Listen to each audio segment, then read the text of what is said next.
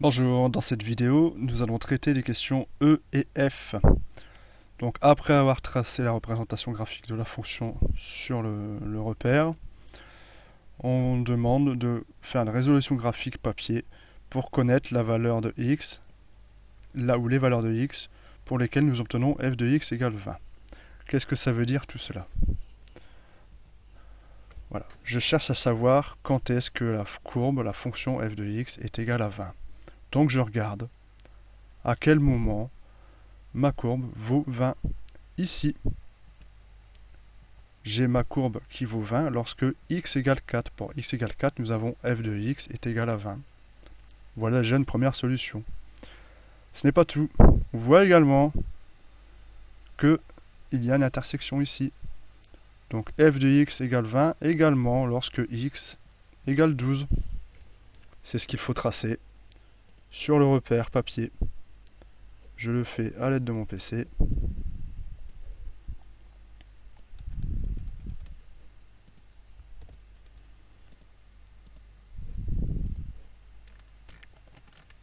C'est magnifique.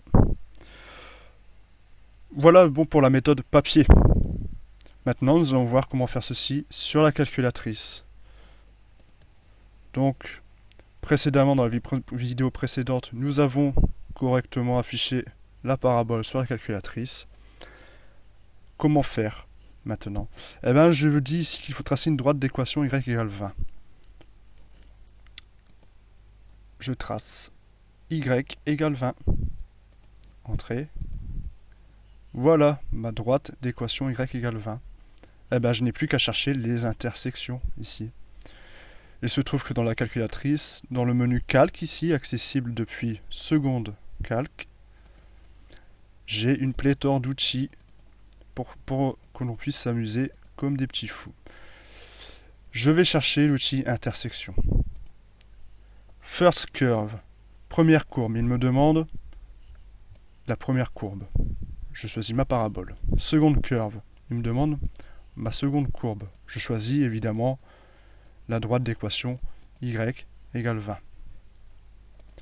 Guess, il me demande une approximation, un à peu près. Je dis, il y a une intersection à peu près ici. La calculatrice a trouvé l'intersection à x égale 4, y égale 20. C'est bien ce que nous avons ici. X égale 4, y égale 20. Si je voulais l'autre intersection, je refais calque, intersection. Première courbe, ma parabole. Seconde courbe, ma droite d'équation y égale 20. Guess, une approximation. Je vais voir l'autre point d'intersection. Entrée. Et voilà, il m'a trouvé x égale 12 pour y égale 20. C'est bien ce que nous avons là. Maintenant, quelle est la valeur maximale de la courbe? Alors, visuellement, on peut déjà deviner que ça se situe très probablement à 8, car lorsque x égale 8, j'ai y égale 36, f de x égale 36. Comment retrouver ça sur la calculatrice? Eh bien, c'est une fois de plus avec le formidable menu calque.